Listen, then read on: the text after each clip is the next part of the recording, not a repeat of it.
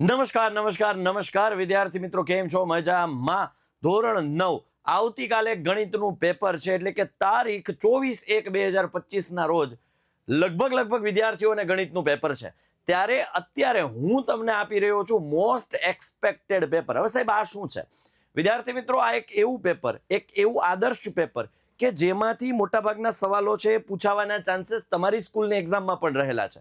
આ એક 50 માર્કનું પેપર કરી લો તો તમને લગભગ તમને સારામાં સારા માર્ક્સ લાવવા માટે તમે સક્ષમ છો. પાસ તો આરામથી થઈ જવાય એક પેપરથી, રાઈટ? સો વિદ્યાર્થી મિત્રો, આ એક પેપર તમને બહુ કામનું લાગશે. કન્સેપ્ટ છે ક્લિયર કરવાના છે વિદ્યાર્થીઓ. સીધી વાત છે, કોઈ એવી વસ્તુ તમને જો હાથમાં પકડાવી દે કે જે તમને બીજા દિવસે એમાંથી જ આવવાનું હોય તો આ બહુ કિંમતી વસ્તુ છે દોસ્ત. તો આ કિંમતી વસ્તુને છે છેલ્લે સુધી આ વિડીયો જોજો. હું તમને જવાબ સાથેનું પણ છેલ્લે જવાબ સાથે પણ આપ્યા છે, એટલે તમે ફાઇનલ આન્સર ચેક કરવા માટે ગણતરી કરીને પ્રેક્ટિસ કરી શકો. એટલા માટે છેલ્લે જવાબ પણ આપ્યા છે. સો છેલ્લે સુધી જોડાયેલા રહેજો વિદ્યાર્થી મિત્રો. ખાસ એ વાતની અહીંયા હું યાદ પણ અપાવી દઉં છું કે જે વિદ્યાર્થીઓએ ચેનલને હજુ સબસ્ક્રાઇબ ન કરી હોય સબસ્ક્રાઇબ કરી દેજો. કારણ કે આવું તો એવું તો કેટલું બધું, હજુ તો તમે 9માં છો, હજી તો 9માની દ્વિતીય પરીક્ષા છે. 9માની વાર્ષિક પરીક્ષા વખતે પણ અમે તમને પ્લાનિંગ પૂર્વક, આયોજન પૂર્વકની મહેનત કરાવીશું.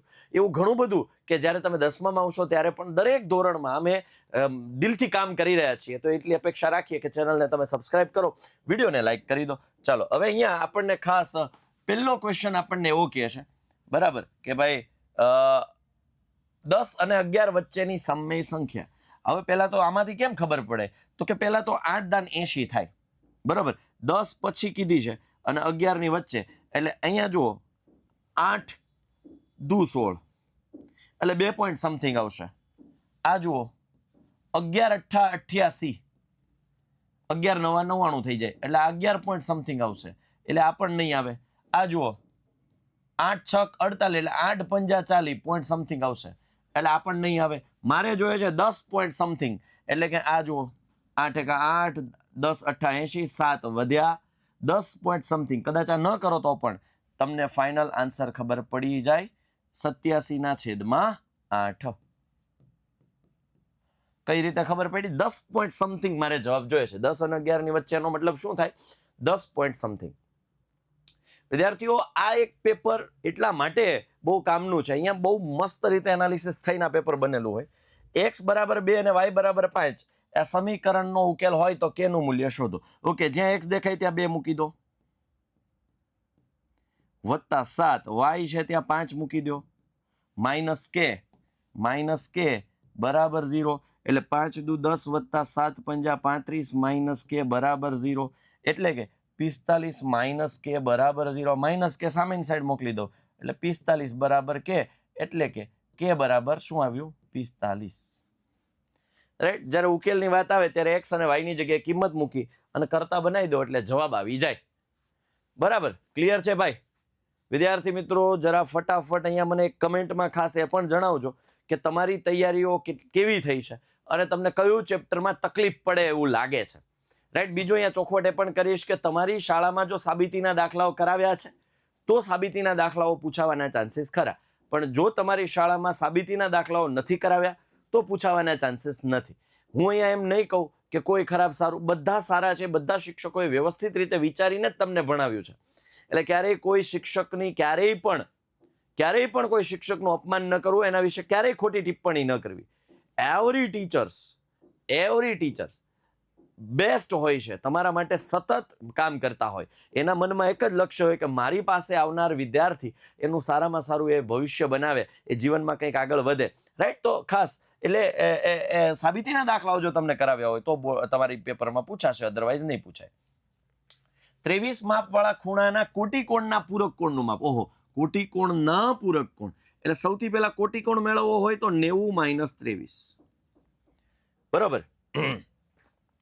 એટલે 90 - 23 કરો એટલે તમને મળશે 67, બરોબર ને? અને 67 એ તમને શું મળ્યું? કોટિકોણ. હવે એનોય પૂરક કોણ, એટલે 180 - 67, એટલે આ તમને મળશે 123. આ એની એક ટેકનિક આપી દઉં હું એક ટેકનિક આપી દઉં, જુઓ સમજો. સોરી, 113 મળશે ને? હા, 167 કીધા છે, 120 અને 113 મળશે. યસ, ચાલો 113. આની હું તમને ટેકનિક આપી દઉં. કરવાનું કાંઈ નહીં. જ્યારે કોટિકોણના પૂરક કોણનું માપ માંગ્યું હોય તો આ જે ખૂણો આપ્યો હોય એમાં +90 કરી દેવાના. શું કરી દેવાનું? +90. એટલે કેટલા થઈ જાય? 113. Final answer. કેટલું સિમ્પલ. કોટિકોણના પૂરક કોણનું માપ કોઈ પણ ખૂણાનું હોય, જે ખૂણો આપ્યો છે એમાં 90 ઉમેરી દો, આ તમારો જવાબ આવી જાય. હા મોજા. ચાલો, ત્યારબાદ બિંદુના યામ સમાન સંજ્ઞા, એટલે કે બંને ધન અથવા તો બંને ઋણ હોય તો આ પ્રકારના બધા જ બિંદુઓ કયા ચરણમાં હોય? જુઓ, સમજો. અહીંયા x પ્લસ છે, અહીંયા y પ્લસ છે, અહીંયા x માઇનસ છે, અહીંયા y માઇનસ છે, બે પ્લસ અને બે માઇનસ. આ કયું ચરણ છે? પહેલું. બીજું. અને આ કયું ચરણ છે? ત્રીજું. એટલે કે પહેલા અને ત્રીજા ચરણમાં છે કાં તો બે પ્લસ હોય ને કાં તો બે માઇનસ હોય. ત્રીજા ચેપ્ટરનો આ ક્વેશ્ચન છે. ત્યારબાદ આ છે છઠ્ઠા ચેપ્ટરનો. આ છે ચેપ્ટર નંબર 3. આની ઉપરનો જે સવાલ હતો આ ચેપ્ટર નંબર 1. આ તો ચેપ્ટર નંબર 4. બરાબર. ચાલો, બિંદુ P 0-5 નું y અક્ષથી લંબ અંતર. આ છે ચેપ્ટર નંબર 3 નો દાખલો. પહેલા જો હું તમને એક શોર્ટકટ ટ્રીક આપી દઉં. 0-5 નું y અક્ષથી લંબ અંતર. x યામ 0 અને y યામ -5 હોય, એ તો આ જ થાય. અને એનું y અક્ષથી લંબ અંતર, એટલે y અક્ષથી આનું આ જ જે લંબ અંતર છે, આ y અક્ષથી લંબ અંતર એકચ્યુઅલમાં અહીંયા 0-5 ન આવવું જોઈએ. અહીંયા એકચ્યુઅલી 4-5 આવવું જોઈએ રકમમાં. 4-5. ઓકે, સો યસ, એક સેકન્ડ હું સુધારી દઉં. 4 x યામ 4, y યામ -5. ઓકે, હવે એનું શું કીધું છે? y અક્ષથી લંબ અંતર. એટલે y અક્ષથી આ જે અંતર હોય એ x નું જે અંતર હોય એના જેટલું હોય, એટલે કેટલું આવશે? 4 છે. એ તમારો ફાઇનલ આન્સર આવશે. કેટલું? 4. ચાલો, ત્યારબાદ રકમમાં નાનો એવો ચેન્જ હતો. 0-4 નું y અક્ષથી લંબ અંતર ન હોય તો x અક્ષથી લંબ અંતર પૂછવું પડે એને, તો 5 જવાબ આવે. બે રીતે સવાલ આવે. આ આવે છે ચેપ્ટર નંબર 10, હેરોનનું સૂત્ર. એક સમબાજુ ત્રિકોણનું ક્ષેત્રફળ 4√3 છે. હવે સમબાજુનું સૂત્ર આપણને આવડે, √3/4 બાજુનો વર્ગ. તો √3 કેન્સલ. ચોકે ચોકે 16 બરાબર બાજુનો વર્ગ. વર્ગમૂળ કાઢો. એ દીકરાઓ જુઓ તો બાજુ કેટલી થઈ જાય? 4 સેન્ટીમીટર.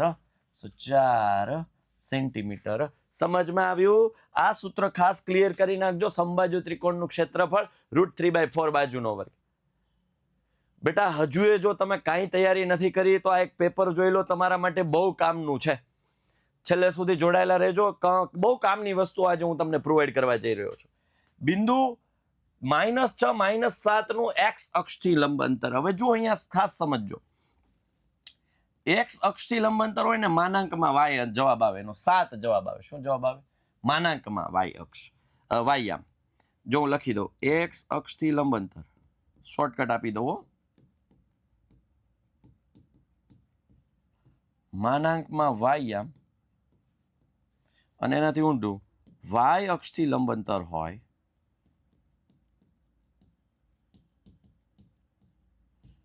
એટલે માનાંકમાં x યામ. હવે અહીંયા જુઓ, ખાસ માનાંક શું છે તો કે માઇનસ હોય એને પ્લસ કરી દે, પ્લસ હોય એને માઇનસ કરી દે. ના, એવું ના હોય. માઇનસ હોય એને પ્લસ કરી દે, પ્લસ હોય એને પ્લસ જ રાખે. ઇન શોર્ટ, ધન બનાવવાનું મશીન. ધન બનાવવાનું મશીન. માનાંક શું છે? ધન બનાવવાનું મશીન. ધન હોય તો ધન જ બને અને માઇનસ હોય તોય ધન બને. એટલે અહીંયા અંતર છે એ ધન હોય એટલે હંમેશા ધન હોય એટલે માનાંક લેવું પડે. હવે x અક્ષથી લંબ અંતર, તો આ y યામ માનાંક લઈ લ્યો -7, અંતર હંમેશા ધન હોય એટલે જવાબ આવે +7. ચાલો, AOC 3x, BOC 2x + 10 હોય તો AOB એક રેખા છે. જુઓ, ખૂણો AOC. જોજો, AOC અને AOC અને BOC. ઓકે, તો અહીંયા આવું બનશે. AOC અને BOC. અને AOB રેખા છે. કોણ રેખા છે? આ AOB રેખા છે. આ બને કોણ? રેખિક જોડ બને. રેખિક જોડ એનો મતલબ કે ખૂણો AOC વત્તા ખૂણો BOC બરાબર 180 રેખિક જોડ બને. AOC આપણી પાસે છે 3x 2x પ્લસ 10 બરાબર 180. 3x વત્તા 2x 5x બરાબર 180 માઇનસ 10 170 એટલે 5x બરાબર 170. x બરાબર 5 તેરી 15 5 24 x બરાબર 34 જવાબ આવે. x બરાબર કેટલો જવાબ આવે? 34. x બરાબર કેટલો જવાબ આવે? 34. ચાલો હવે નેક્સ્ટ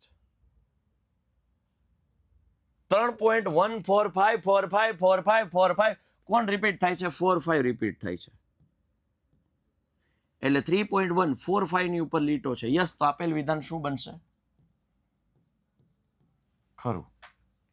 બે કાટકોણ ત્રિકોણ હંમેશા એકરૂપ હોય? ના ભાઈ, એવું જરૂરી નથી. આ કાટકોણ ત્રિકોણ છે, આ પણ કાટકોણ ત્રિકોણ છે, બે એકરૂપ નથી, તો ભાઈ આ વિધાન આવશે ખોટું. ઘન પદાર્થની સીમા વક્ર, કે ઘન પદાર્થ હોય, માનો કે આ બોર્ડ છે, તેની સીમા વક્ર હોય, એમ વળાંકવાળી, મતલબ આમાં વક્ર ગોળ હોય? ના, ઘન પદાર્થની સીમાઓ રેખા હોય. ઘન પદાર્થની સીમા કેવી હોય? રેખા. એટલે આપેલ વિધાન કેવું આવશે? ખોટું. ચેપ્ટર નંબર 5 માં આપણે આ ભણી ગયા. બરોબર. આ ચેપ્ટર નંબર 7 છે, આ ચેપ્ટર નંબર 1 છે. થેલ્સ કયા દેશનો વતની હતો? ચેપ્ટર નંબર 1 અંક અથવા એક શબ્દમાં જવાબ આપો. 17 થી 20 છે. આ એક માર્કની ટોટલ 15 ક્વેશ્ચન છે હેતુલક્ષીમાં. ભાઈ, એ ગ્રીસ દેશનો વતની હતો. ઘણા છે અહીંયા એલેક્ઝાન્ડ્રિયા અને ઇજિપ્ત લખીને આવે છે. થેલ્સ છે એ ગ્રીસ દેશનો વતની હતો. બરાબર. એક ખૂણો એ તેના પૂરક કોણના માપથી 3 ગણો છે, તો તે ખૂણાનું માપ શોધો. ધારો કે એક ખૂણો છે x, તો તેનો પૂરક કોણ શું થાય? 180 માઇનસ x. હવે ખૂણો પૂરક કોણ, ખૂણો x, પૂરક કોણ 180 માઇનસ x. પૂરક કોણના માપથી 3 ગણો. કોનાથી 3 ગણો? પૂરક કોણના માપથી 3 ગણો. બસ ત્યાં ગુણવાના 3x પણ કેવા માઇનસ, અથવા તો 18 દુ 36 18 તેરી 54 540 માઇનસ 3x. આ બાજુ આવ્યા એટલે 4x થઈ ગયા. 4x બરાબર 540. તો 540 ના છેદમાં 4 બરાબર x. 4 એકા 4, 4 તરી 12, 4 25, એટલે x ની કિંમત આવશે 135 ડિગ્રી. ચાલો, ક્લિયર? ખાસ આ રીતે સોલ્વ કરવાના છે તમારે સેક્શન એ ને, નિરાતે સમજીને ક્વેશ્ચનને. બીજા ચેપ્ટરના બે સૂત્રો છે, x પ્લસ વાય ની 3 ઘાત અને x ઘન પ્લસ y ઘન. x ઘન પ્લસ y ઘન પ્લસ 3xy કૌંસમાં x પ્લસ y, એટલે 14 માં ના આવશે a, અને x ઘન પ્લસ y ઘન એટલે x પ્લસ y, અને વચ્ચેનું પદ માઇનસ આવશે. અહીંયા પ્લસ હોય તો અહીંયા માઇનસ આવશે, એટલે અહીંયા બીજ આવશે. ખાસ ભૂલ ન કરતા, અહીંયા પ્લસ હોય તો અહીંયા માઇનસ આવે, અને અહીંયા માઇનસ હોય તો અહીંયા પ્લસ આવે. બરોબર. ચાલો, ત્યારબાદ આવે છે સેક્શન બી, કે જેમાં 2 માર્કના સવાલો છે.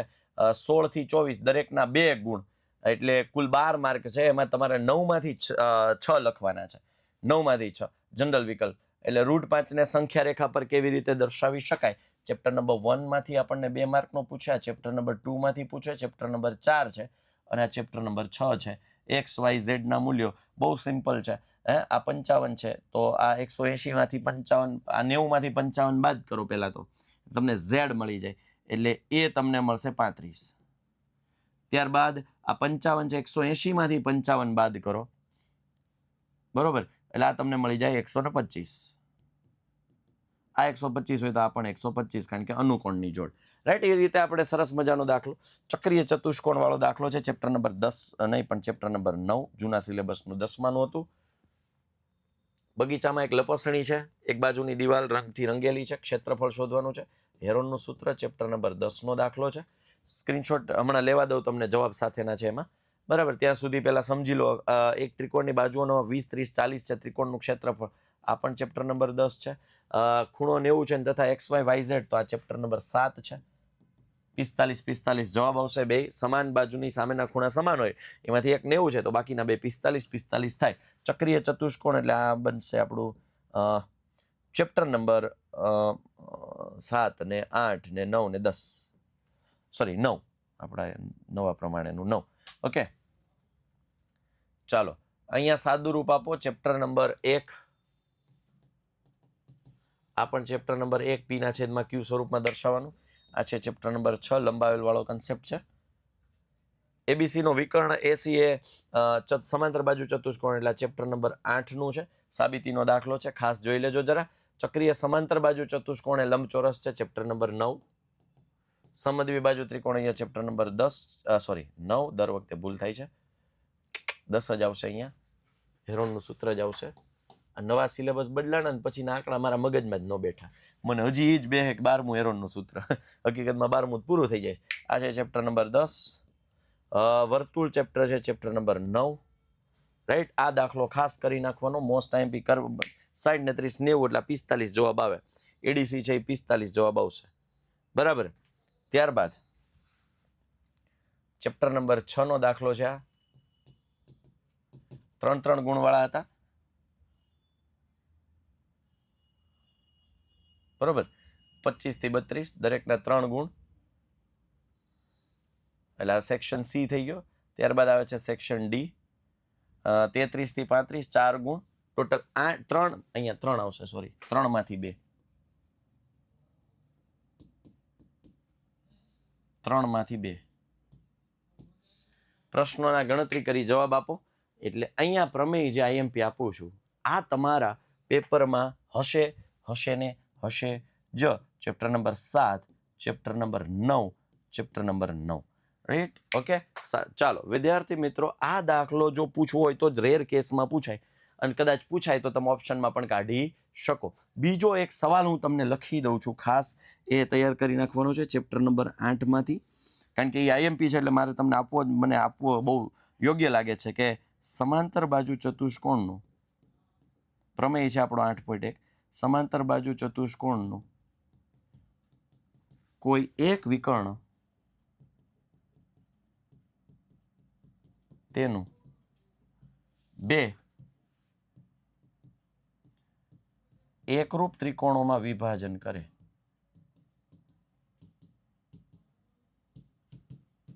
તે સાબિત કરો. ભાઈ મોસ્ટ આઈએમપી પ્રમેય છે. કરી નાખજો, કરી જ નાખજો. હવે તમારે જવાબ સાથેના સ્ક્રીનશોટ જોઈતા હોય તો ચાલો હું આપી દઉં. સેક્શન એ તો ઓલરેડી આપણે જવાબ સાથે ગણતરી સાથે કરી નાખ્યો છે. સેક્શન બી તમને આપું છું. ચાલો સેક્શન બી નો સ્ક્રીનશોટ લઈ લો. એવું લાગે થોડું નાનું કરી દઉં.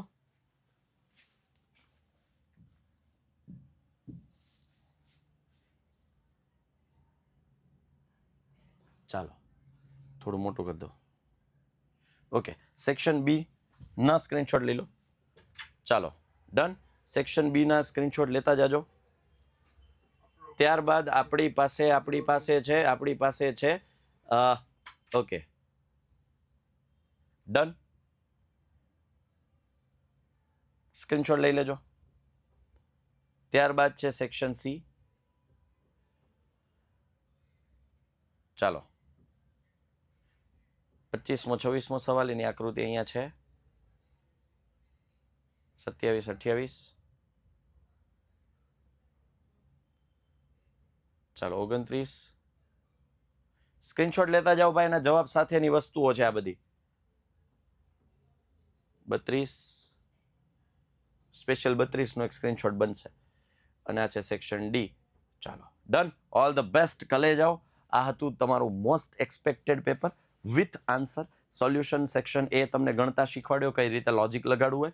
એવી જ રીતે તમે પણ પરીક્ષામાં સવાલને 2 વાર વાંચજો, નિરાતે ટ્રાય કરજો કે આમાં કયું લોજિક લાગશે, પછી જ એને અટેમ્પ્ટ કરવાનો પ્રયત્ન કરજો. વિદ્યાર્થી મિત્રો, most expected paper most useful, most helpful સાબિત થવાનું છે એવી આશા, અભિલાષા, અપેક્ષા સાથે આપનો મોટો ભાઈ સાહિલ વેકરિયા પછીથી રજા લઈ રહ્યો છે. ફરી પાછા આપણે 3 વાગે મળીએ છીએ છેલ્લી ઘડીના રિવિઝન માટે, અને સાંજે 9:15 વાગે ભવિષ્યવાણી, આવતીકાલે સવારે 5 વાગે સૂર્યોદય. આ સેશન તમારા માટે ખૂબ હેલ્પફુલ સાબિત થવાના છે ને છેલ્લી ઘડીના રિવિઝનમાં હું દાખલાઓ ગણાવીને શીખવાડવાનો છું કે જે આઈએમપી દાખલાઓ છે. સો મળીએ છીએ 3 વાગે વિદ્યાર્થી મિત્રો. બાય, ટેક કેર, જય હિન્દ, જય ભારત, ભારત માતા કી જય, વંદે માતરમ, જય જય ગરવી ગુજરાત, જય ગણિત.